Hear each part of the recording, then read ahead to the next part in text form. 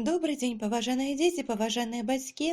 Сёння мы з вамі пазнаёмімся з творам Якуба Коласа «На ростанях».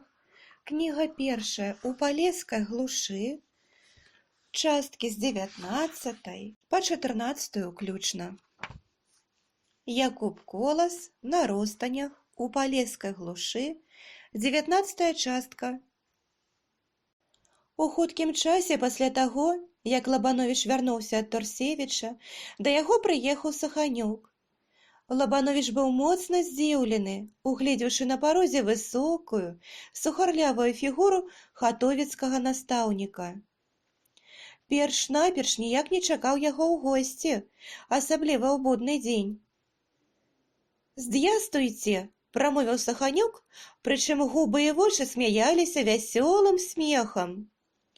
«Што, не чакалі мяне?» – спытаў ён, павітаўшыся з калегам. «Ніяк не чакаў», – здзіўлена адказаў Лабановіч. «Ну, тым прыемней пабачыць вас тут. Заходзьце ж, калі ласка, у кватэру, а я зараз канчаю лекцыю і пушчу хлопцаў на абед. А можа, вам цікава пазнаёміцца з маёй школаю? То будзьце ласкавы». Саханюк больш з далікатнасці прайшоўся між вучнёўскіх лавак, заглядаючы на грыфелевыя дошкі і на сшыткі вучняў, а потым прыпыніўся каля шафы з кнігамі і слухаў, як калега вёў работу і якія адказы давалі вучні. Лабановіч стараўся не скасавацца перад Саханюком і паказаць сваю школу з найлепшага боку. Запытанні так і сыпаліся адно за другім, а следам з запытаннямі выклікаліся вучні. Яны давалі досыць добрыя адказы. «Можа, паэкзаменуеце маіх вучняў?» – спытаў Лабановіч Саханюка. Саханюк махнуў рукою, даючы гэтым знаць, што ён не мае ніякіх запытанняў. «Схавайце кнігі!» – звярнуўся Лабановіч да вучняў. Дзеці борзда пахавалі кнігі і дошкі. Малітву. Школа хорам праспявала малітву прад абедам. З шумам рынуліся дзеці на вуліцу і запоўнілі яе сваімі звонкімі галасамі. «Ну, як вам падабаецца мая школа?» «А нічога, добра. Вы, відаць, многа працуеце?» «Працаваць то прыходзіцца, толькі мне ўсё здаецца, што ў маёй працы чагось не стае і што я раблю не так, як трэба». Настаўнікі ўвайшлі ў пакойчык. Плюньце вы на гэта!» – прамовіў Саханюк. «Навучылі чытаць, пісаць і задачы развязваць, і шабаш! Вы думаеце, медалёў заслужыце? Або свет гэтым перавернеце? Інспектар знойдзе, да чаго прычапіцца. Ну, у самым лепшым выпадку падзяку напіша, а дырэкцыя вам 10 рублёў вышле. Але сваё здароўе даражэй».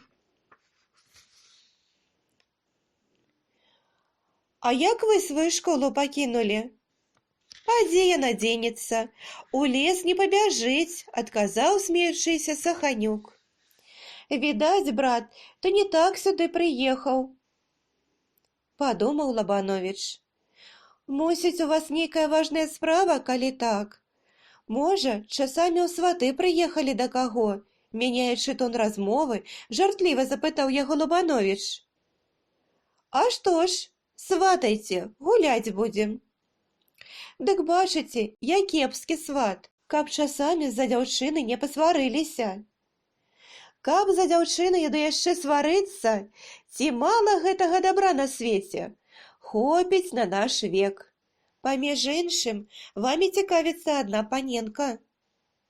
«Паненка? Якая?» «Такая, што ўсё аддай і мала». «Ну, хто ж такая?» «Кажа, хацела б пазнаёміцца з цельшанскім настаўнікам». «Можа, завітанская чараўніца?» «Яна, калега, яна. Як гэта вы адгадалі?» «А ў мяне бабка знахарка. Я ў яе лекцыі па знахарству бяру». «А ўсё ж такі цікава, чаму вы дагадаліся, што гэта яна?» А вельмі проста. Усе кавалеры, 7 пар вінных і 7 пар нявінных, і вы ў тым ліку, закахаліся ў панну Людмілу. У яе ж галава закружылася ад радасці і дух заняўся. Але яе засмучае адно, чаму не ўсе кавалеры нясуць падатак, яе хараству. Я, калі хочаце, той гарбач у казцы царэўна чырвоная краска, які не пакланіўся царэўне, і не буду ёй кланяцца. Вось вы які, сказаў Саханюк і засмяяўся. А што ж вы думалі? І не пазнаёміцеся з ёю? Ва ўсякім разе сам да яе не пайду. Чаму? Проста не пайду, і ўсё. Саханюк гаварыў, часамі смяяўся, але Лабановічу здавалася, што чагось самага галоўнага яго калега не кажа, бо не можа быць, каб ён прыехаў сюды толькі дзеля таго, каб паведаміць, што дачка каморніка хоча пазнаёміцца з цельшынскім настаўнікам. Выбачайце, я зараз вярнуся. Лабановіч выбег у кухню. На табе, бабка, 50-ку. Прынясі гарэлкі. Вы яго, панічок, частаваць іміце? Шэптам спыталася бабка. А што? Не варта, панічыку. Гэта ж ён, панічок, прыехаў гарцы збіраць. Якія гарцы? Сыпку з нашага вобчаства на школу. Каму сыпку? Сабе, панічыку. Бабка, гаворачы гэта, аж сіпала ад абурэння. Лабановіч пазіраў на яе і дзівіўся.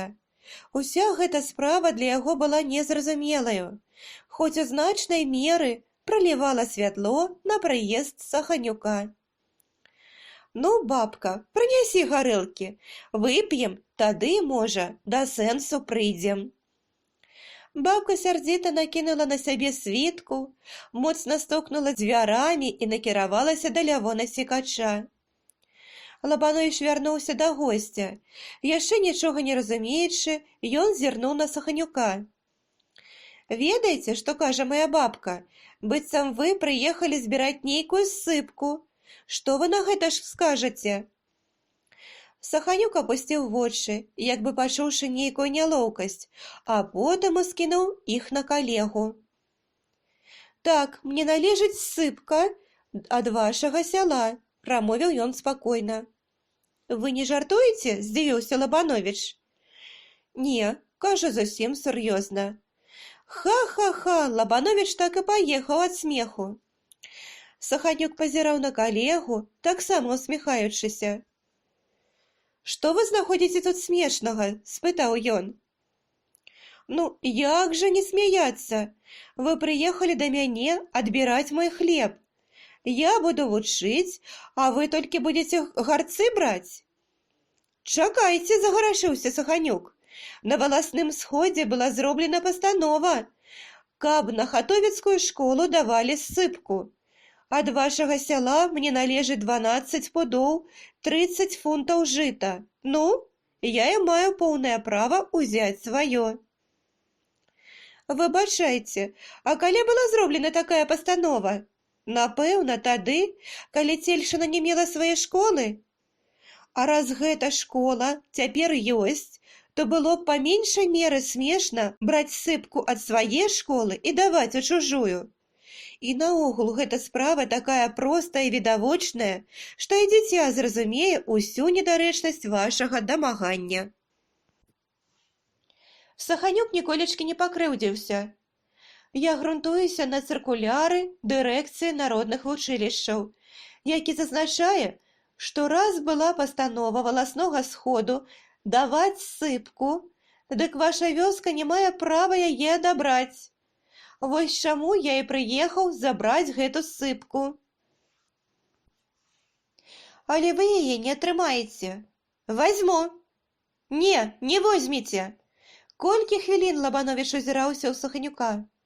Саханюк таксама глядзеў на калегу. У яго жаўтаватых вачах блукаў нявінны смех. Ведаеце што, прамовіў Лабановіч, мне не шкада гэтыя сыпкі, Бог з ёю. Аднак, калі пайшло ўжо на рызыку, Магу вас не толькі запэўніць, але і перазапэўніць, што вы адгэтуль не возьмеце ні аднюсенькага зярнятка. Ну, пабачым, сказаў Саханюк. Нічога вы не пабачыце. У самы разгар спрэчкі рыпнулі дзверы з кухні. Старушка прасунула галаву. Вось, панічыку, вам грошы. Нідзе не дастала. Была і ў Лявона, і ў Губаровых няма.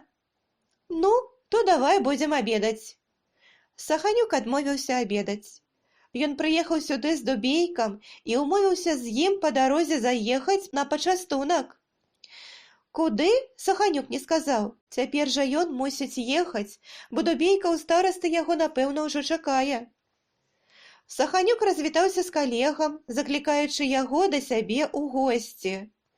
«Дзякую», — сказаў Лабановіч, «але, калега, майце на ўвазе, што сыпкі вы не атрымаеце». «Буду судзіцца», — не адступаўся Саханюк. «Вось прыеду і земскаму жалабу падам на вашага старасту». Пад вечар таго ж самага дня стараста сабраў харцы і прывёз іх Лабановічу. «Што, панічок, звар'яцеў ён, ці што? Як то мы аддаму яму сыпку, калі ў нас ёсць свой настаўнік?» У старасты быў важны начальніцкі выгляд і пачуццё выпаўненага абавязку перад школай і настаўнікам. «Хоць бы ён пасаромеўся», — абурліва гаварыла бабка. «Як гэта можна забраць сыпку з чужой школы?» Бабка была зацікаўлена ў гэтай сыпцы, бо і ёй належала некаторая частка гарцаў. 20-я частка. Панна Ядвіся была ў незвычайна вясёлым настроі. Яна і малая Габрынька пойдуць заўтра на раз'езд, сядуць на машыну і паедуць у госці. У Гродзеншчыне у іх былі сваякі, і татка дазволіў паехаць туды тыдні на 2 пагасцяваць. Габрынька кружылася каля мачыхі, жартавала, смяялася такім вясёлым дзіцячым смехам, што нават пераважна смутная і заклапочаная пані Падлоўчы не магла захаваць свой звычайны настрой і таксама смяялася. «Адстань, адстань, ты ўжо не дзіця!» Пані Падлоўчай, здавалася, было крыху нялоўка, што панна Габрынька тут дурэе пры чужым чалавеку. А гэты чужы чалавек быў Лабановіч. Але Габрынька не зварачала на гэта ўвагі. Яна выдумала каротенькі вершык і раз-пораз дэкламавала яго сваёй мачысе. «Мама так аслічна, слепа, дыхавічна». «От распуста!» – ківала галавою пані Падлоўчая, зварачаючыся да настаўніка. «Я буду пісьменніцай. Хачу напісаць аповесць, як на Палесе жылі дзве прыгожыя краскі панны, і што з гэтага выйшла», – смяялася Габрынька. «А што з гэтага выйшла?» – пацікавіўся Лабановіч. «Выйшла тое, чаго ніхто не спадзяваўся. Гэтыя дзве красуні пакахалі аднаго маладога паніча і кінуліся яму на шыю. А ён, небарака, з гора пайшоў і ўтапіўся ў целяшовым дубе». «Габрынька, устыдься!» – прамовіла пані Падлоўчая. А Габрынька ўся хадзіла ад смеху. Таксама смяяліся і панна Ядвіся, крыху засаромеўшыся такой непасрэднасці, прастаты і смеласці жартаў свае сястры. «У вас, як бачна, ёсць здольнасці пісьменніцы», – смяяўся і Лабановіч. «Але чаго ж ён, гэты ваш паніч, тапіцца пайшоў?» Габрынька хітра зірнула на сястру. Ядвіся, відавочна, зацікавілася яе жартам і, смеючыся, адказала за сястру. Мусіць, той паніч спалохаўся свайго шчасця. Немаведама чаго, сёстры пераглядаліся і перасмейваліся. Проста ім было весела, іх цешыла і радавала гэта паездка, змена ўражанняў, новыя месцы, новыя знаёмствы. Лабановіч пачуў нейкае засмучэнне. Скуль яно, ён не ведаў і сам. Ці не з таго, што панна Ядвіся так радуецца? Як відаць, яе нішто не прымацоўвала тут. Ніхто не цікавіў, і яна з лёгкім сэрцам гатова была змяняць гэта глуш палесся на кожнае новае месца, бо сэрца яе было вольнае, а можа, шукала другога сэрца, каб забіцца яму ў адзін тон. А можа, гэта сэрца было ўжо там? І пачуванне адзіноты закралася ў душу настаўніка. Ён тут, чужы і лішні. І смешнымі цяпер здаліся тыя думкі, якія яшчэ так нядаўна цешылі яго маладое сэрца. Пані падлоўчая выйшла. У пакоі засталіся адны дзяўчаты. Каля печы пад канапай ляжаў стары негрусь і зрэдку павільваў хвастом, калі міма яго праходзіла панна Ядвіся. «Я ні разу не бачыў вас у такім добрым гуморы», — сказаў да яе Лабановіч. «Вы сёння такая вясёлая, як ніколі». «А вы хацелі б, каб я плакала?» — спытала яна. «Не, я гэтага зусім не хацеў бы. Але, як я заўважаю, у вас тут няма нічога такога, аб чым вы маглі б пашкадаваць. І калі б вам напаткалася такое здарэнне, што вы маглі б ніколі сюды не варочацца, вы і ніколечкі аб гэтым не пашкадавалі б». «О, не!» – прамовіла панна Ядвіся. На хвілінку яна як бы аб чымсьці задумалася. Твар яе стаў сур'ёзны. Але ў момант вока выраз яе перамяніўся, уваччу забліскалі іскаркі смяшлівасці і хітрасці. «О, не, вы памыляецеся!» — сказала яна. «У мяне тут ёсць нехта такі, каго мне вельмі цяжка пакінуць і аб кім вельмі непакоіцца маё сэрца». Лабановіч замёр у салодкім і разам трывожным чаканні. Панна Ядвіся акінула яго бачлівым поглядам. Яна раптоўна ўсхапілася і накіравалася да негруся. «Негрусь, мілы мой негрусь», — сказала яна і лашчала сабаку, прытуліўшы да яго сваю шчаку. «Мы разлучымся з табою на цэлыя 2 тыдні». «Тым прыемней будзе часіна спаткання пасля разлукі», — сказаў Лабановіч і ўстаў. «Ну, жычу вам усяго найлепшага. Шчасліва заехаць, весела гуляць і лёгка перанесці разлуку з тым, аб кім так непакоіцца ваша сэрца». Гаворачы гэта, Лабановіч чуў нейкую крыўду. І, як не сіліўся захаваць яе, гэта крыўда вызначылася на яго твары. «Куды ж вы?» – спытала Ядвіся. «У мяне, бачыце, ёсць адна работа. Вам же трэба збірацца ў дарогу, не буду вам замінаць. Бывайце здаровы». Ядвіся нічога не сказала. Яна толькі вінавата і як бы пужліва заглядала яму ў вочы. Можа, яна каялася ў сваім апошнім, праўда, грубаватым жарце, але прызнацца ў гэтым чамусь не хацела. «А можа, вы заўтра пройдзецеся з намі на раз'езд?» – спытала Лабановіча Габрынька. «Ну што турбаваць пана настаўніка?» – прамовіла Ядвіся. «Татка заўсёды пасылае з намі лесніка Грыгора». «Што гэта? Новыя абразы ці пана Ядвіся проста не хоча яго кампаніі?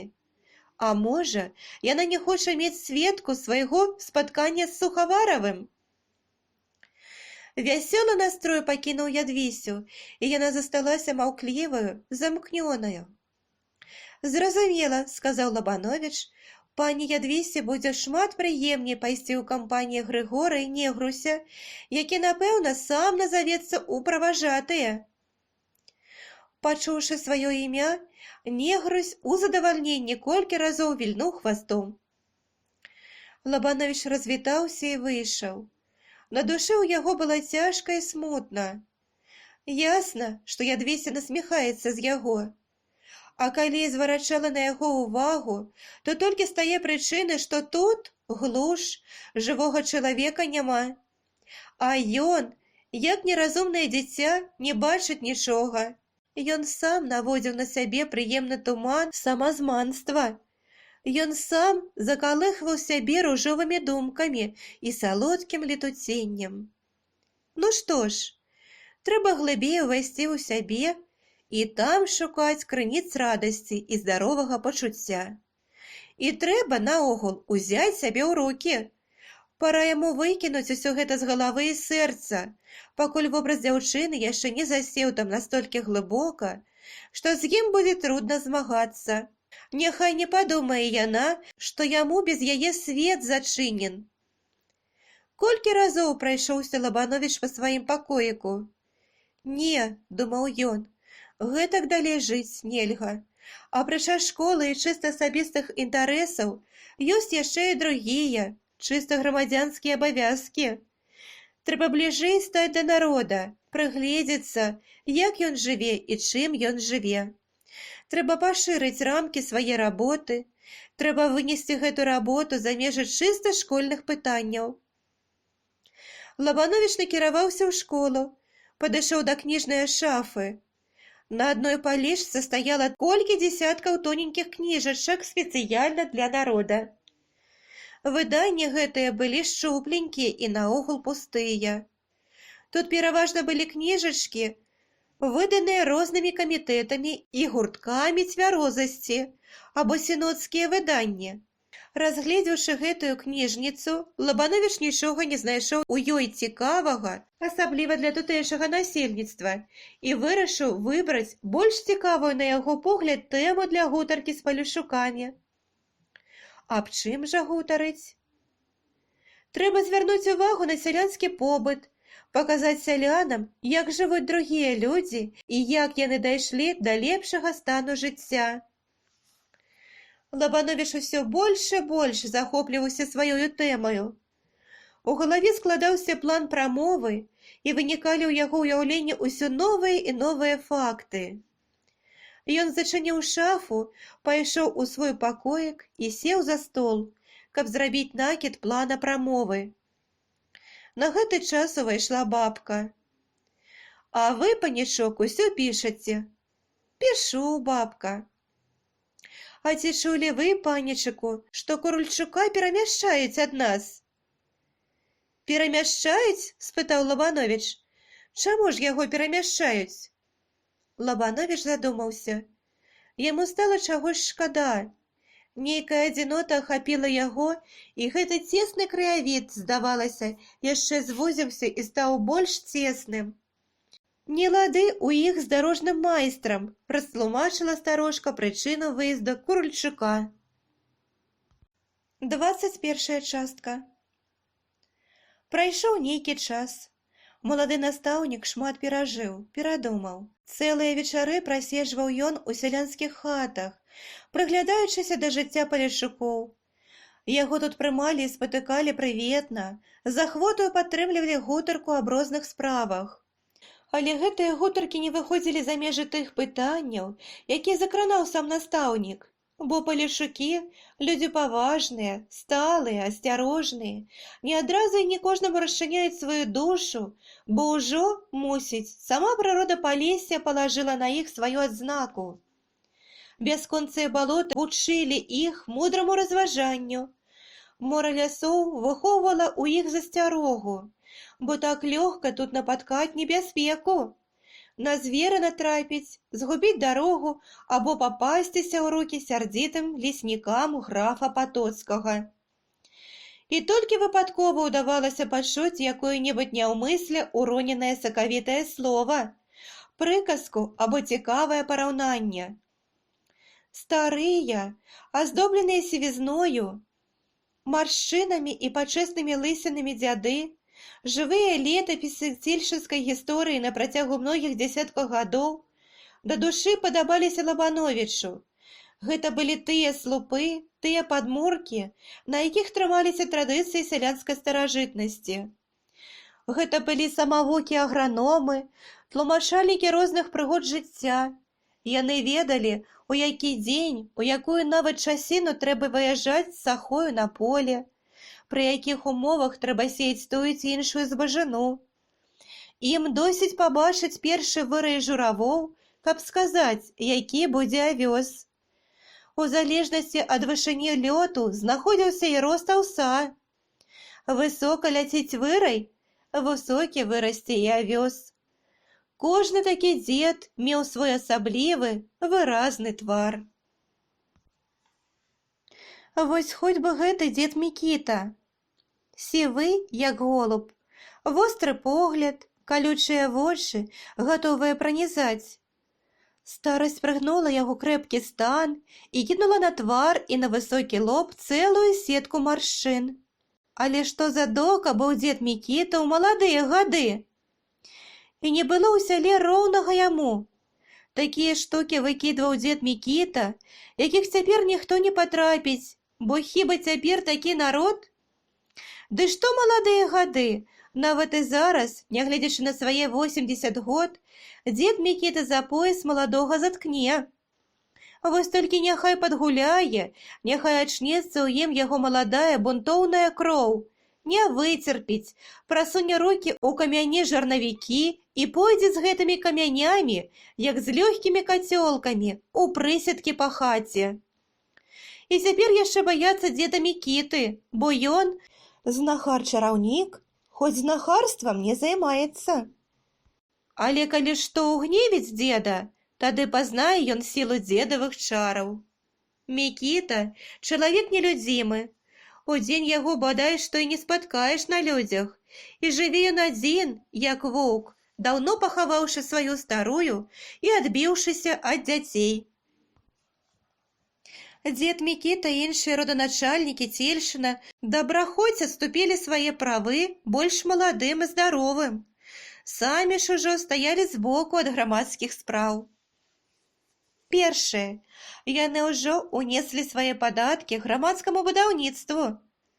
Другое.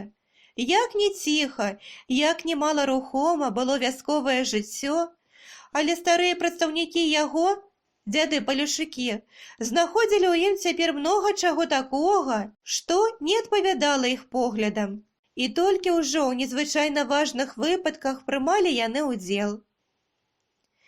Вось тады, калі вынікала якая заблытаная справа агульнавясковага характару, злазіў з печы зусім стары ўжо дзед Мікодым, выходзіў на вуліцу і голасна зазначаў: «Вы не думайце таго! Праўда, не скварка, з кашаю не з'ясе.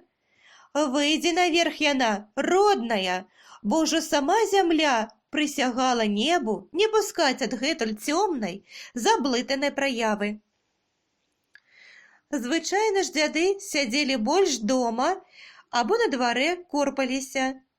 У царкву яны бадай што ніколі не хадзілі, ды царквы ў Цельшыне, апрача каплічкі на могілках, не было. А дома маліцца Богу не выпадала. Больш награшыш, чым намолішся. Апрача таго, маліцца іх не вучылі. І наогул, ніхто ў Цельшыне не ўмеў маліцца як трэба. Кожны маліўся так, як зносіў яго розум. Адзін раз у год на Благавешчанне прыязджаў сюды бацюшка Змалевіч. Тады ўжо ўсе цельшынцы і неслі свае грахі яшчэ больш грэшнаму айцу Мадэсту, які быў вельмі заўцяты п'яніца і лаяльнік. Напэўна, за гэта і пакараў святы Ілья Малявіцкую царкву, пабіўшы перуном яе вежу. А можа, і другі грэх айцец Мадэста мог пацягнуць за сабою такую кару, бо ён сушыў жыта за царскімі дзвярамі, а ў святую нядзельку перад набажэнствам зазвычай хадзіў на балота трасці бучы з рыбаю сваіх парафіян. Раз, ходзячы па балоце, уваліўся ён дзесь у апарыну па самы пояс. Царкоўны стараста, які таксама хадзіў разам з бацькам на раздабыткі, стаяў і спакойна пазіраў, як айцец Мадэст церабіўся ў гразі і не мог вывалачы з балота ног. «Чаго пазіраеш, падла пранцаватая? Цягні мяне!» Тады толькі паварушыўся стараста і вызваліў з балота айца Мадэста. У гэту нядзельку айцец Мадэст зрабіў забастоўку і не пайшоў служыць абедню. «Што, бацюшка, можа, час званіць на абедню?» – пытаў яго дома стараста. «Аніц злэнг!» – крыкнуў айцец Мадэст. «Як Бог да мяне, так і я да Бога!» І ўсё ж такі, нягледзячы на ўсё гэта, цельшчынцы адчувалі нейкую патрэбу так ці іначай мець сувязь з небам і царкоўнасцю, хоць гэта сувязь была больш фармальная і павярхоўная. Лабановіч доўга не мог забыць аднаго здарэння, калі рэлігійныя патрэбы вызначыліся асабліва самабытна. Настаўнік яшчэ спаў салодкім сном. Была раніца, толькі што разнела. У кухні, поруч з пакоікам настаўніка, дзе ён спаў, стаяў глухі шум ад галасоў цельшчынскага жыхарства. Гэты шум часамі гусцеў павялічваўся, але голас бабкі спыняў яго, бо бабка не хацела трывожыць паніча. Лабановіч прачнуўся і стаў прыслухоўвацца. Дзверы з двара то адчыняліся, то зачыняліся. У кухні тупалі, штоўхаліся, грукалі збаны, глякі, бутэлькі, а ўвесь гэты шум пакрываўся і заглушаўся шумам вады. Вада лілася з вёдзер у цэбар. Настаўнік адзеўся. Адчыніўшы дзверы, ён убачыў поўную кухню палешукоў і паляшучак, дзяўчат, маладых і старых кабет. Усе яны прыціскаліся да цэбра і бралі адтуль ваду. Старушка кіравала ўсёю гэтую справаю і падлівала ў цэбар ваду. Убачыўшы настаўніка, усё гэтае зборышча спаткала яго вельмі прыветнымі ўсмешкамі. «Што гэта, бабка, тут робіш?» «Ваду, панічок, свянцоную даю». «Ах, праўда», – прамовіў настаўнік, – «сёння ж вадохрышчы. Хіба бацюшка свянціў?» «Не, панічыку. Памятаеце, прыязджаў бацюшка Хатовіцкі служыць малебен у школе. А вось засталася ад малебна вада. Я пераляла яе ў бутэлечку, а цяпер, бачыце, мы разбавілі яе, і людзі бяруць свянцоную ваду. Дык гэта ж трэба да царквы паехаць, ды на Іардань пайсці і адтуль вады набраць». «Далёка, панічыку, ездзіць, важна і аўтарытэтна», – прамовіў стараста. «Усё роўна», – махнуў рукой Сцяпан Рылка, той самы, што калісь вазіў настаўніка да воласці. На працягу гадзіны, часу, усё сяло набрала сабе свянцонай вады. Бабка ў гэты дзень адчувала сябе найважнейшаю асобай у сяле. Колькі разоў заклікаў Лабановіч цельшчынцаў да школы. Ва ўсе хаты разносілі вучні весткі аб тым, што вось у такі вечар настаўнік запрашае жыхароў у школу, дзе ён будзе гаварыць і чытаць. На першы вечар народу наваліла поўная школа, нават месцаў не хапала. Як-ніяк, гэта ўсё ж такі было цікава для палешукоў. Палешукі, галоўным чынам сталыя людзі, важна селі на лаўках, а дзяўчаты і маладыя хлопцы збіліся каля дзвярэй, пашчыпваючы адны другіх і перасмейваючыся. Калі ўсе сабраліся і пазаймалі месцы, прыйшоў настаўнік.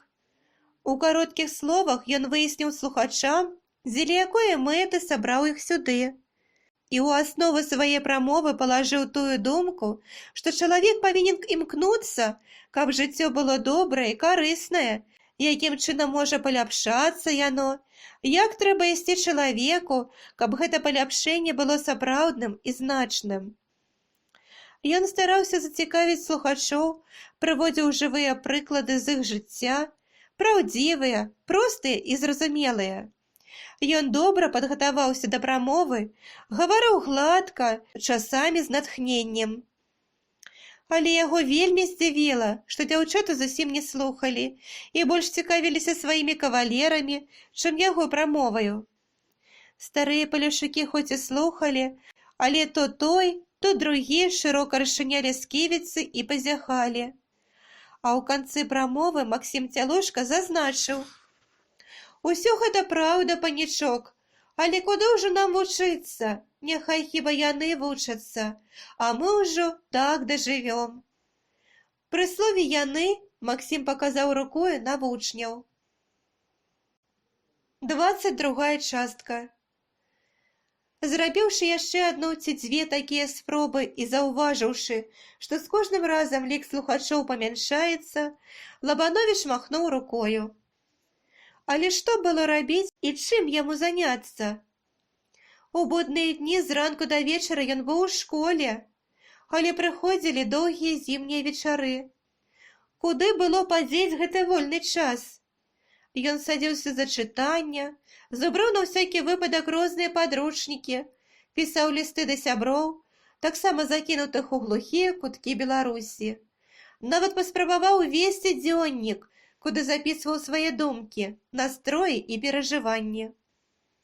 Спярша гэты дзённік яго моцна захапіў, і Лабановіч сядзеў над ім цэлымі гадзінамі.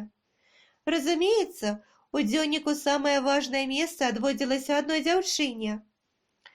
Боясь, каб дзённік не папаў каму-небудзь у рукі і не расчыніў таямніцы яго душы, прымушала шукаць адмысловыя спосабы і формы запісаў, ужываць розныя алегорыі, але праз тыдзень пісанне было закінута, бо самому аўтару яно здалося вельмі наіўным і смешным.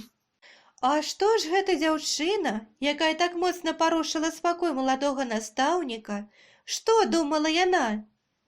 А яна захасцілася ў Гродзеншчыне і, як відаць, не вельмі спяшалася дадому. Такая няўвага з боку Ядвісі крыўдзіла і абражала яго. Лабановічу хацелася, каб яна хутчэй вярнулася сюды.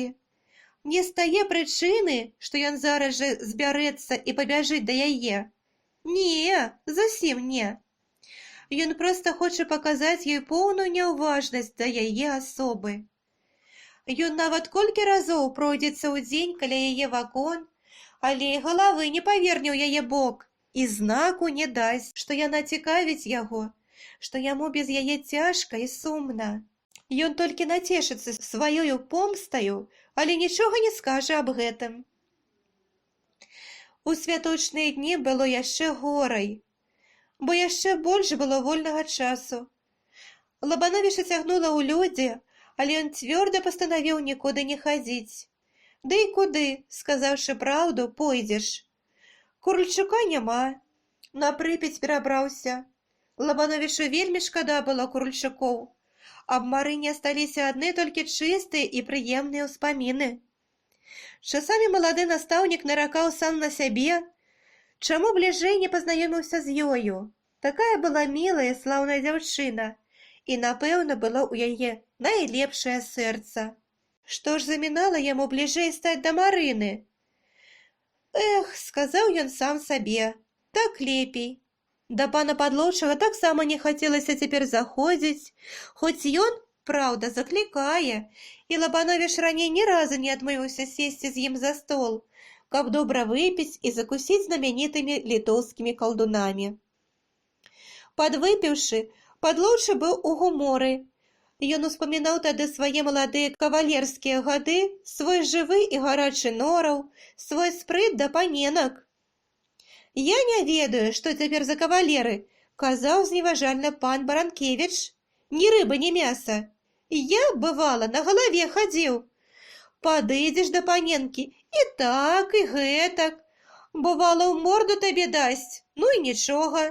Хіба гэта абраза для кавалера, калі часамі заробіш ад паненкі па мордзе? Не, трэба табе, пане прафесару, з паннай Людмілаю пазнаёміцца.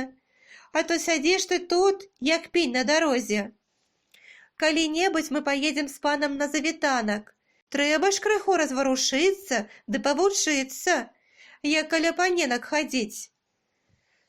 Куды ж ужо мне патыкацца да завітанскай красуні, сказаў Лабановіч, каля яе ўжо вельмі завозна. То што, гэ? Бывала, толькі сунешся туды, дзе кавалеры кішаць. Вось тут-то і ўся цікавасць, каб іх паціскаць, насы ўсім нацягнуць і да сябе паненку прывабіць. Падлоўчы не прамінаў здарэння навесці апавяданне на гэтую тэму, дзе яму самому прыходзілася выступаць у якасці шчаслівага кавалера, які браў верх над усімі іншымі. Пані Падлоўчая Давольная і шчаслівая, слухала гэтыя выдатнасці свайго грознага мужа і, нібыта не верачы, казала: «Ну, ты ўжо скажаш». «А мне што?» – важна зазначаў Баранкевіч. Ён быў глыбока пераконаны ў праўдзе ўсяго расказанага і ў правільнасці свайго кірунку ў гэтых справах. «Я не любіў каля панена кісялём сядзець». Потым падлоўчы падыходзіў да музычныя скрыначкі, заводзіў тыя кружкі, якія яму асабліва падабаліся, і падпяваў басам у такт мелодыі, памахваючы рукою. Другія кружкі заводзіліся спецыяльна для таго, каб аддацца смутным успамінам далёкага мінулага. Пан падлоўчы тады сядзеў нахмураны, цяжка соп носам і думаў. Пасядзеўшы крыху такім чынам, ён падымаўся з месца і ішоў у свой пакой на супачынак. Лабановіч звычайна сядзеў яшчэ колькі хвілін і слухаў пані падлоўчую. Яна парывалася сказаць вельмі многа, яна хацела расчыніць сваю душу, выліць з яе ўсю тугу, увесь смутак свой, але словы ўпыняліся, не адпавядалі думкам, што імкнуліся знайсці найболей дакладную форму і не знаходзілі. Колькі разоў падкрэслівала пані падлоўчая, што яна вельмі паважае пана Лабановіча і лічыць яго як бы за роднага. Няскладна і перарывіста зазначала яна непаслушэнства і свавольства Чэся, зварачаючы ўвагу на тое, што ёй, як матчысе, вельмі трудна з ім справіцца. Але яна цярпліва нясе свой крыж і незаслужана церпіць за хлопца. Гаварыла пані падлоўчая ціха, задыхаючыся і кідаючы баязлівыя погляды ў той бок, куды пайшоў Баранкевіч.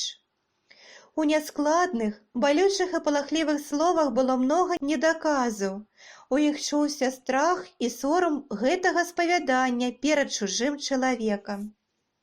Адчувалася мітусінне яе душы, неадпаведнасць таго становішча, якое яна займае ў сям'і пана падлоўчага, з тым, на якое давала ёй права паходжанне і выхаванне. Лабановічу прыкра было слухаць такія скаргі, бо яны як бы ставілі яго ў ролю суддзі і прымушалі так ці іначай умяшацца ў чужое жыццё, а гэтага яму не хацелася. З другога боку, таксама і шкада было паню падлоўчую. Відочна, ёй было тут цяжка. Але разам з тым і нейкае варожае пачуццё супраць пані падлоўчай падымалася ў Лабановіча. Для яго было незразумела, як яна так пакорна, без усякага змагання, пагадзілася са сваёй доляю і не мае сілы скінуць сябе гэты крыж жыцця. «А скажыце, калі ласка, не ўтрымаўся раз Лабановіч, што звязвае вас з сям'ёю пана падлоўчага? Вы тут чалавек вольны, цяжка вам, вы чуеце несправядлівасць. Што ж вас можа ўтрымаць ад таго, каб кінуць гэта жыццё і стаць вольным чалавекам?» На твары пані падлоўчай адбіўся жах. Гэта думка, як відаць, ні разу не праходзіла ў яе галаву. Нерухомая і маўклівая, сядзела яна за сталом, сціснуўшы рукамі галаву. Потым пані усміхалася нейкаю кіслаю усмешкаю, як бы хочучы сказаць, што ўсё гэта глупства і што аб гэтым не варта было і гаворку пачынаць. А жыць на свеце наогул цяжка і наогул трэба пагадзіцца са сваёй доляю. Лабановіч сказаў тады ёй нешта такое, што так ці іначай магло палепшыць настрой, развітаўся і пайшоў з дому Баранкевіча. Яшчэ адно здарэнне прыпомнілася цяпер настаўніку.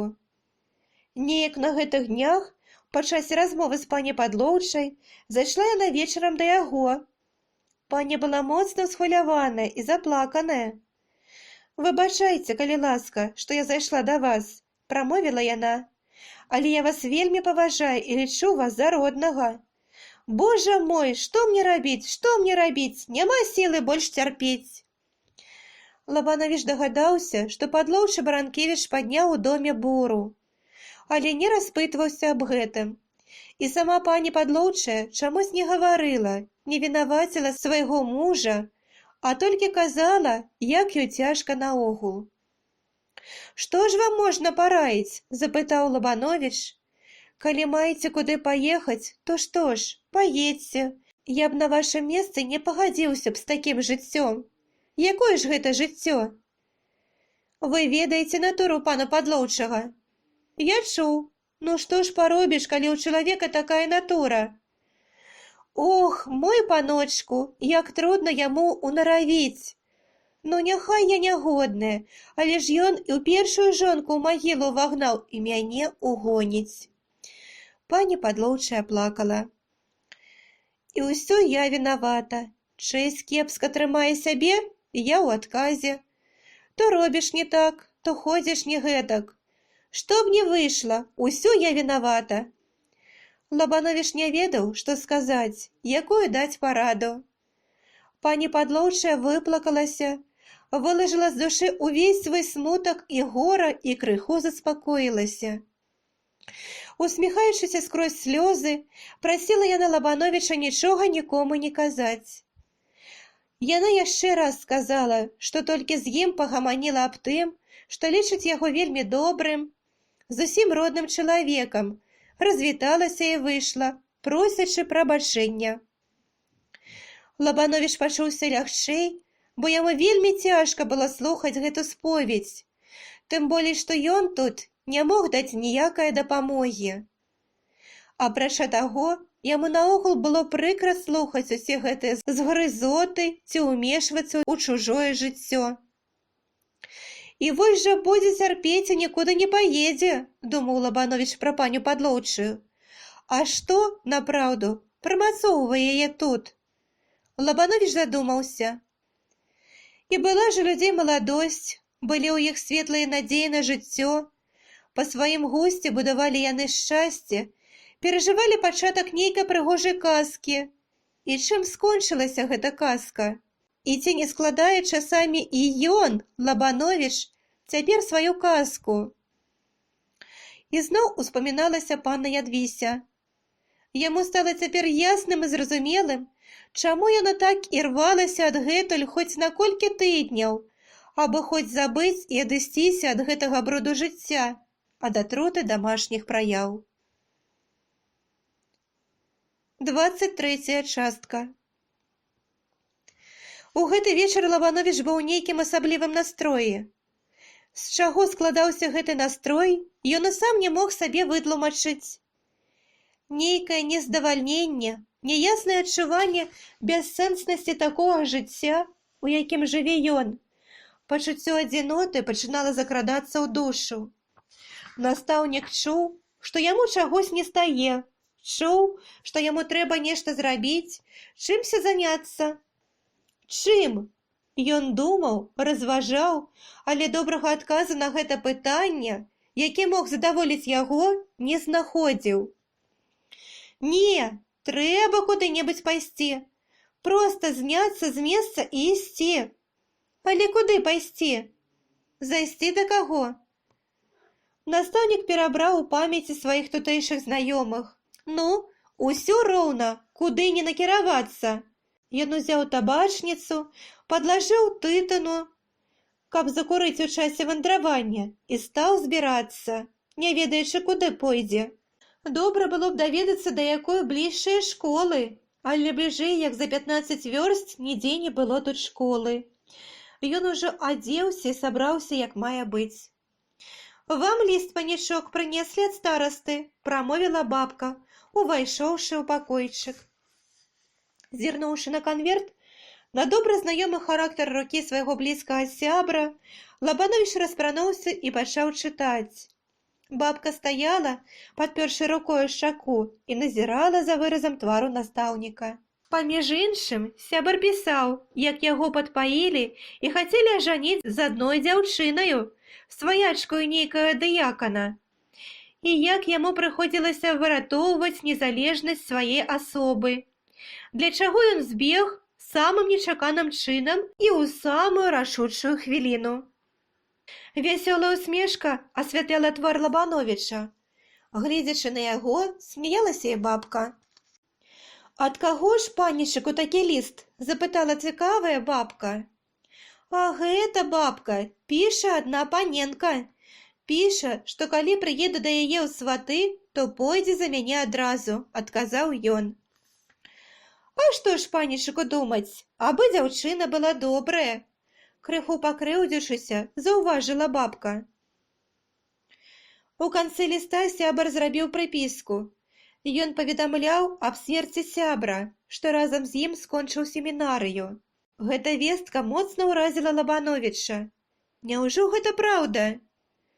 Андрэй Лабудзька, той самы Лабудзька, чыё прозвішча так блізка стаяла да яго прозвішча ў спісе. Няўжо ён памёр? Ці можа гэта быць?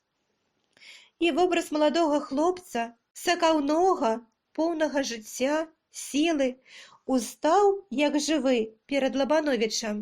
Успомніўся яму цяпер адзін пусты, нязначны выпадак, калі ён, жартліва папракаючы лёс сваіх сяброў, сказаў вясной мінулага года: «Ты, Лабудзька, нядоўга пражывеш на свеце». Гэта гаварылася дзеля смеху, бо вельмі трудна вязалася думка аб смерці Лабудзькі з самім Лабудзькам. Так многа было ў ім здароўя і жыцця. Лабановіч апусціў галаву і сядзеў нерухліва. Нядаўні, смутна, няясны настрой цяпер забыўся. Зусім іншыя думкі выклікала ў ім гэта вестка аб смерці Андрэя. Няпэўнасць і нязначнасць людскога лёсу, і гэта смерць усімагутная і неадхільная, як злая здань, пачынала трывожыць яго і зноў ахапіла ўсю істоту. Лабановіч уставіўся ў адзін пункт і колькі хвілін пазіраў, не міргаючы вачамі. Патрывожанае ўяўленне вельмі жыва намалявала яму вобраз мёртвага Андрэя. Нерухлівы, скрозь сіняватую плёўку, вечка, вытыркаюцца пагаслыя вочы, губы цесна зацяты, і смерць адбіла на іх пячаць сваю. Мярцвячая бледнасць і жаўцізна разліты на твары. Гэта чалавек! Гэта тая неспакойная форма, у якой так часта змяняецца змест. Нейкі гаспадар пакінуў яе. Яна перш называлася чалавек. Андрэй Лабудзька, а цяпер труп. Дзе ж гэтыя парыванні, імкненні? Дзе яны? І куды дзеўся сам гаспадар? Што ёсць там, па другі бок? Лабановіч жахнуўся. Ён як бы пачуў, што нехта неадхільны, грозны і няўмольны замахнуўся над ім цяжкаю булавою і вось-вось апусціць яе на галаву. А ён такі мізэрны, такі нікчэмны, што нават голас пратэсту, нават голас просьбы не можа сарвацца. Бабка пазірала на настаўніка. Яе таксама ахапіў нейкі страх. Такая відочная змена зрабілася раптоўна з панічом, і выгляд у яго нейкі дзіўны. Яна павольненька адступіла на крок, бліжэй да дзвярэй, не зводзячы з яго вачэй.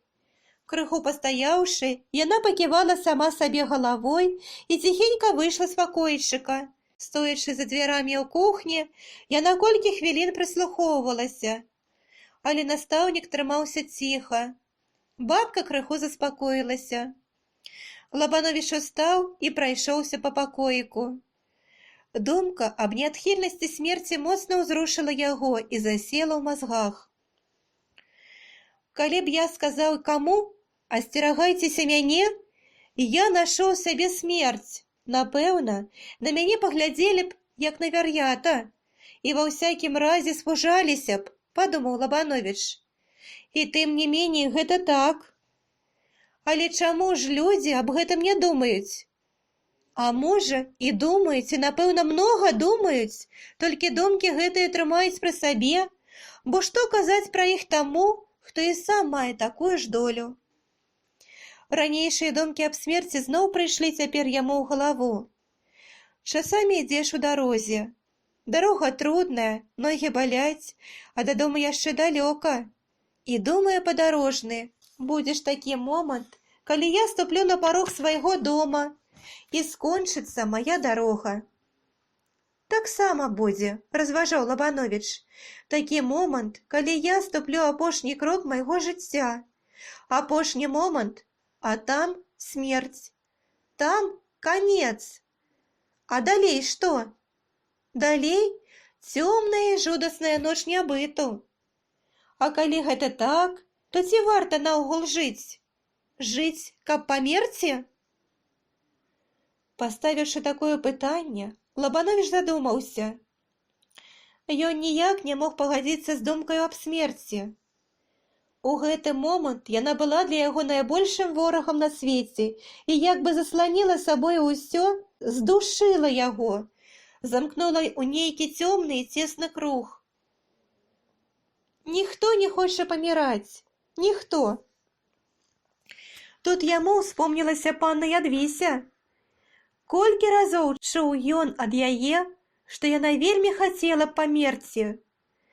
Лабановіч ніколі не даваў ёй у гэтым веры, бо цвёрда быў перакананы ў тым, што кожнаму хочацца жыць, як бы яму цяжка не жылося на свеце. Нават глыбокая старасць не хоча ісці ад жыцця. І сказанні народа пацвярджаюць гэта. Як вядома са святога пісання, Матусал жыў больш за ўсіх на свеце. У часе сканання з'явіўся яму Бог і спытаў: «Вось ты меў доўгі век, скажы ж мне, як здоўжылася табе жыццё?» Мне здаецца, што я ўвайшоў у дзверы аднаго дома, прайшоў праз яго і выйшаў у другія. Так уяўляецца даўжыня майго жыцця. Ну, а ці хацеў бы ты яшчэ жыць? Хацеў бы, божачка. Падумаўшы, Матусал запытаў: «Божа, а ці трэба ўміраць другі раз?» «Трэба», — адказаў Бог. «У такім разе я не хачу жыць болей». Людская мудрасць такім чынам зазначае, што страх смерці мацней жыцця, мацней самой смерці. А самагубцы? Жыццё дае многа прыкладаў, калі людзі самі накладаюць на сябе рукі. Як зразумець гэта? Калі чалавек любіць жыццё, дык што змушае яго на самагубства? Кажуць, у чалавека слабая натура. Яму бракуе сілы змагацца з нягодамі жыцця. Калі сапраўды натура яго слабая, скуль жа гэта сіла перамагчы страх смерці і падняць на сябе руку? Нейкая недарэчнасць. Адно супярэчыць другому. Лабановіч зацікавіўся гэтым пытаннем. Яму хацелася як бы стаць на месцы тых самагубцаў і паглядзець іх вачамі на справу жыцця і смерці. Цікава тут яшчэ адна акалічнасць. Кожны самагубца мае нахіленне да таго ці іншага спосабу самагубства. Адны страляюцца, другія вешаюцца, трэція топяцца, кідаюцца пад машыну, труцяцца, рэжуцца брытваю. І ўсе, наогул, імкнуцца выбраць найболей лёгкі спосаб расквітвання з жыццём. І яшчэ некаторыя з іх маюць звычай пакідаць перад гэтым запіскі, каротенькія, а то і доўгія. Лабановіч нядаўна чытаў у газеце запіску аднаго самагубцы. Ён пісаў: «Каб не так страшна было ўміраць, трошкі выпіў». Нечакана для самога сябе, Лабановіч чамусь доўга затрымаў свае думкі над самагубцамі і самагубствам. Непрыметна пачаў уваходзіць у ролю самагубцы. А што такое смерць? Момант? І больш нічога няма. Тады і думаць аб смерці не прыйдзецца, і нічога чалавеку не трэба будзе, разважаў ён. Нічога не помнячы і не даючы сабе яснага адказу ў тым, што ён робіць, нічога не ведаючы, што ён будзе рабіць, Лабановіч адчыніў шуфляду ў стале. У самым канцы шуфлядкі, завалены паперамі і кнігамі, ляжаў рэвальвер. Простенькі, на 6 патронаў рэвальверчык. Часамі хадзіў Лабановіч у лес, каб пастраляць у цэль з гэтага рэвальверчыка. Цяпер гэты рэвальвер у яго вачах меў зусім другі выгляд і значэнне. Узяўшы яго ў рукі, настаўнік агледзеў рульку, адкуль выглядала куля. Вось толькі прыставіць да віска, паціснуць дужку, узвёўшы гэту брамку, і болю не пачуеш. Не, боль, напэўна, будзе, але ўсё гэта зробіцца так борзда, што мозг не паспее вызначыць выніку падзеі. Нейкія злачынныя думкі навялі як бы туман на маладога хлопца і прычаравалі яго да свайго страшнага круга. Ён зноў узяў рэвальвер. І цікава, нейкую ўладу меў цяпер гэты рэвальвер над настаўнікам. Яго прыцягвала і гэта кулька, што выглядала з рулі, як галоўка нейкага гада. Ужо колькі разоў пазіраў ён на яе. Але раптоўна нейкі промень асвятлення бліснуў у галаве. Ён адкінуў ад сябе рэвальвер. Халодны пот выступіў на лбе.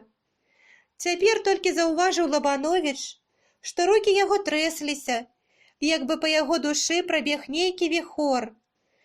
Усё засцілалася нейкім туманам.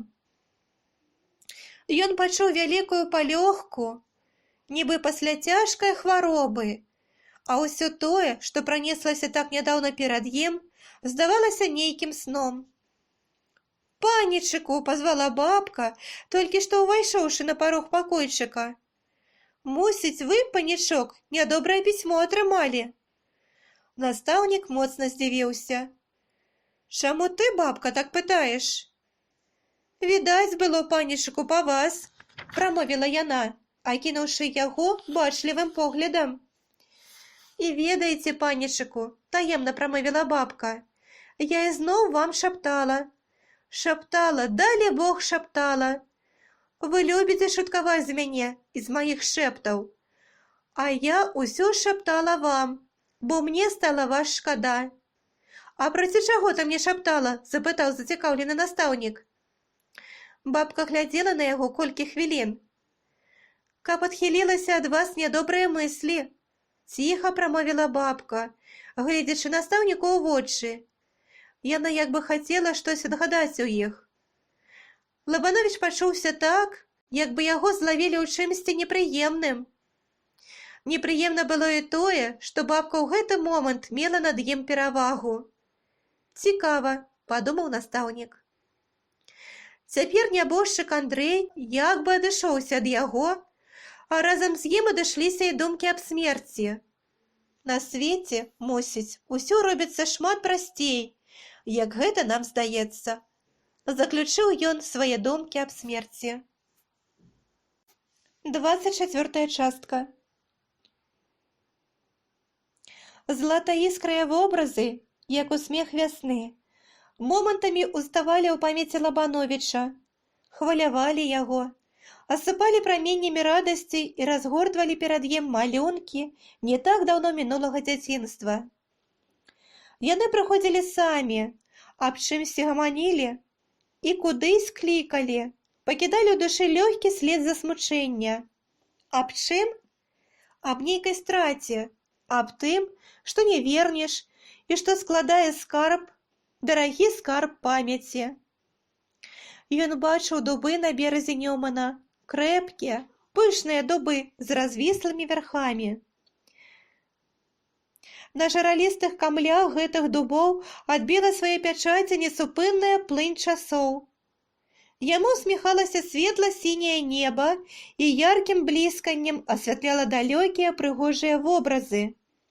Пахучы луг, роўныя пакаты ўзгоркаў у мутна-сіняй далі, старую хвою з буславым гняздом.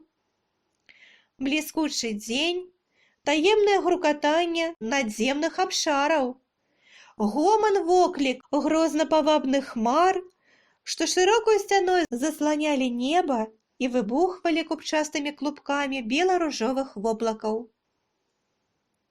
Не, іх не зловіш, не замацуеш словамі, але імі жыве гарыць душа. Лабановіч адчуваў нейкую радасць. Яму было лёгка і прыемна. Ён чуў, як моцна звязан ён з жыццём. Яму па душы было гэта адзіноцтва, гэты лес і дарога, па якой ён цяпер ішоў. Куды ён ішоў? Нікуды. Яму проста люба было пабыць у лесе, паглядзець на слаўныя адзінокія хвоі, на старацветскія дубы па краях палянкі. Ён многа разоў хадзіў тут і цяпер дзівіўся сам сабе.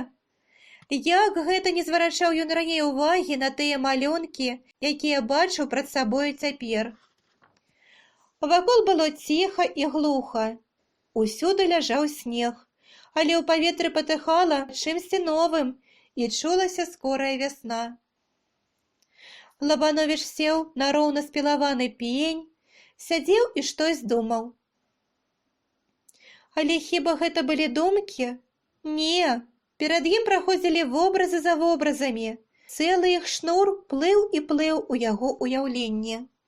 Так праседзеў ён некаторы час, пакуль не пачуў глухі тупат конскіх ног і лёгкае шорганне і пасвістванне вузкіх, кованых жалезам палазоў.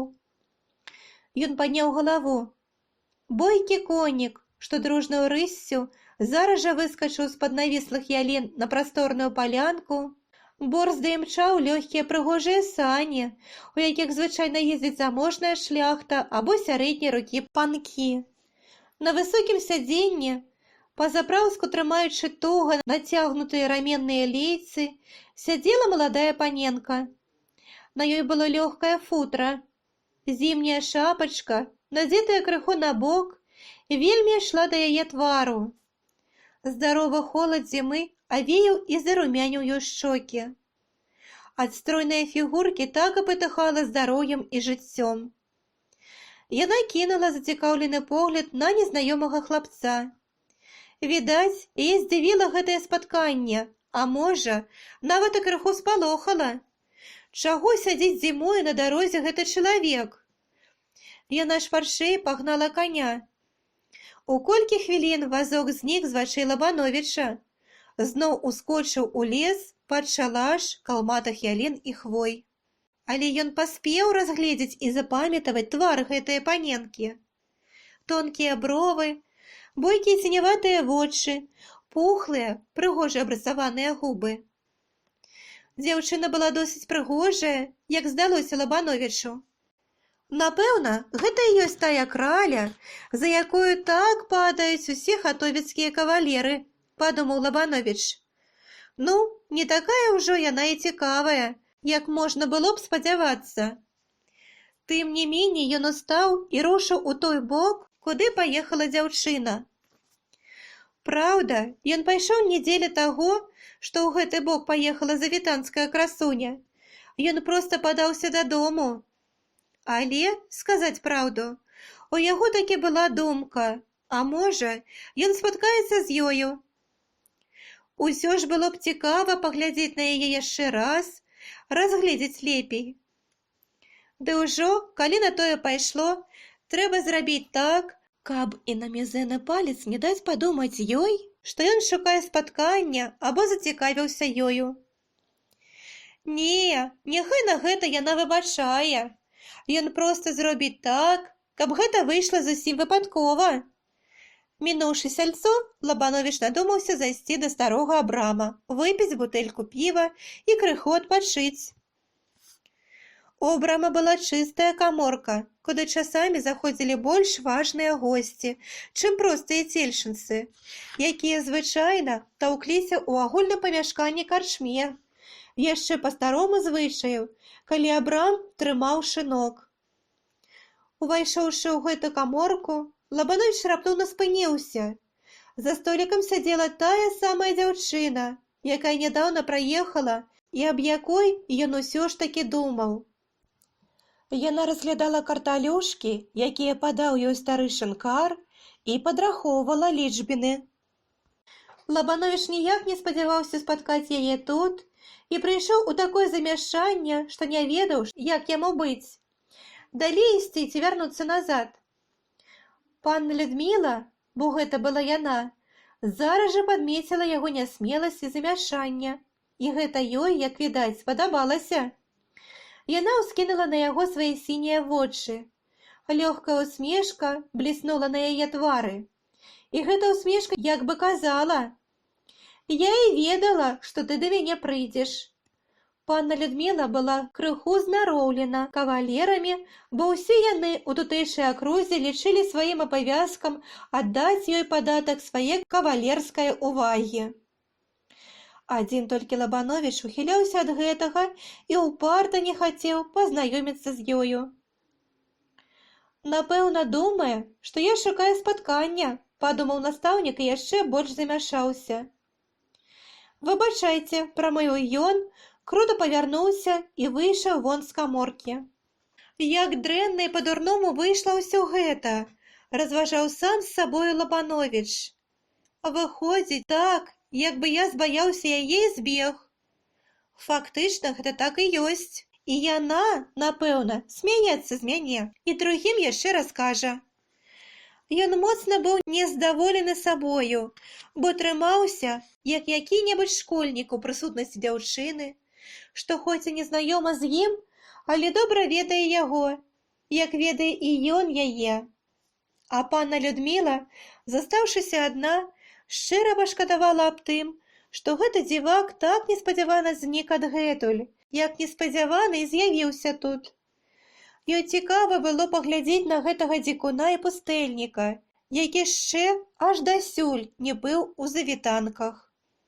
З другога боку, ёй чулася і нейкае зневажанне яе дзявочай асобы, бо ніякі кавалер не зрабіў бы таго, што зрабіў гэты пустэльнік, як у сваіх думках называла панна Людміла цельшынскага настаўніка. Выйшаўшы на вуліцу, Лабановіч пачуў незвычайны крык і лаянку. Супраць стараставай хаты стаяла грамада палешукоў. У сярэдзіне яе мітушыліся два палешукі, пабраўшыся за грудкі. І па меры таго, як пасуваліся байцы, расступалася грамада палешукоў, даючы ім месца. Зацікаўлены Лабановіч прыбавіў кроку і накіраваўся да грамады. Першы кінуўся яму тут у вочы Лявон Шкурат. Ён быў бледны, без шапкі, адна шчака яго была акрываўлена, але ён моцна трымаў свайго праціўніка, Кандрата Куксу, стрыечнага брата старасты. Тут жа ў якасці наглядальніка стаяў і сам стараста. «Як вам не брыдка, мужчыны!» – звярнуўся Лабановіч да грамады. «Дапусціць, каб людзі крывавілі адзін другога! Разніміце іх!» Некаторыя з палешукоў, якія стаялі бліжэй, прыветна ўсміхнуліся настаўніку, некаторыя падалі яму руку. Другія былі захоплены бойкаю і не звярнулі на настаўніка ніякай увагі. А Шкурат і Кукса куксілі адзін аднаго, і не знайся. Стараста, як і ўсе іншыя, таксама трымаў строгі нейтралітэт. «Стараста, які ж вы начальнік?» – напаў Лабановіч на Рамана. «Як жа вы дапушчаеце, каб людзі на вашых вачах калечылі адзін другога?» Стараста правёў рукавом па носе, састроіў сваю звычайную кіслую міну і важна прамовіў: «Не трэба, панічок, мяшацца. Няхай сабе яны патузаюцца, самі разыдуцца. Умяшайся, горш будзе». «Господи, што ж вы за людзі такія?» Лабановіч, праціснуўшыся скрозь грамаду, апынуўся поруч з байцамі. «Што вы робіце, дурні?» – крыкнуў ён раз'яраным байцам і стаў паміж імі. «Ён маю юшку ўкраў, чорт каравы, да яшчэ біцца са мною будзе!» – крычаў Лявон Шкурат. «Ты мяне злодзеем называеш, дзеркач ты смярдзючы! Адыдзіся, паніч!» Кандрат Кукса замахнуўся. Лабановіч і сам пачуў нейкую злосць і таўхануў яго ў грамаду, а сам схапіў Лявона і борздзенька адвёў яго ў другі бок. Палешукі ўзварухнуліся, прытрымалі Кандрата. «Завошта вы біліся, Лявон?» – спытаў настаўнік. «Юшку маю забраў». «Якая гэта твая юшка? Калі хочаш ведаць, дык гэта казённая юшка. Ты яе са школы ўзяў, як школа будавалася», – казаў усё яшчэ сярдзіты Кукса. А каб яна ж згарэла была гэтая праклятая юшка, сказаў Лабановіч. Ну падумайце, паварушыце мазгамі, ці варта гэта юшка, каб за яе так калаціцца? Ну колькі яна каштуе? Рубель я заплаціў за яе, адказаў Лявон. Украў ты яе, а не рубель заплаціў. Ну, на табе рубель, супакойся, ідзі дадому. Ляж на печ і ляжы, покі не астыне твая кроў. Настаўнік дастаў кашалёк, выняў срэбраны рубель і аддаў яго Лявону. Лявон узяў рубель і пашабаваў у сваю хату. Бярэ рубель, з зайздрасцю прамовіў Кукса. А каб цябе, гад, за жывот узяло. Лабановіч таксама пайшоў да сябе ў школу, думаючы, што ён зрабіў вельмі добра і нават ганарыўся сваім учынкам. Вечарам таго ж самага дня, калі ўжо было цёмна, з вуліцы зноў пачуўся крык і лямант. Бабы плакалі і галасілі, як па нябожчыку. «Лявона забілі, панічыку!» — сказала бабка, ускочыўшы ў пакой. «Хто забіў?» «Кукса!» — узяў аскабалак і каравуліў Лявона. Як толькі той паказаўся, цокнуў па галаве, нават не пікнуў. Лабановіч выскачыў на вуліцу. Там былі людзі. Сярод вуліцы на брудным снезе ляжаў нерухомы Лявон. Над ім галасілі бабы. «Не трэба было, панічыку, мяшацца», — аўтарытэтна зазначыў стараста. «У нас гэта не першыня, паб'юцца і разыдуцца. Набярэцца паганая кроў, трэба ж яе выпусціць, і тады ўсё ціха і лагодна». Лявон, праўда, быў толькі аглушан. Паляшуцкі чэрап быў яшчэ досыць крэпкі, каб Лявон не мог ачухацца і падняцца на ногі. Паважаныя дзеці, паважаныя бацькі, спадзяюся, твор вам спадабаўся. Стаўце лайкі, падпісвайцеся на канал. Дзякуй вам за ўвагу.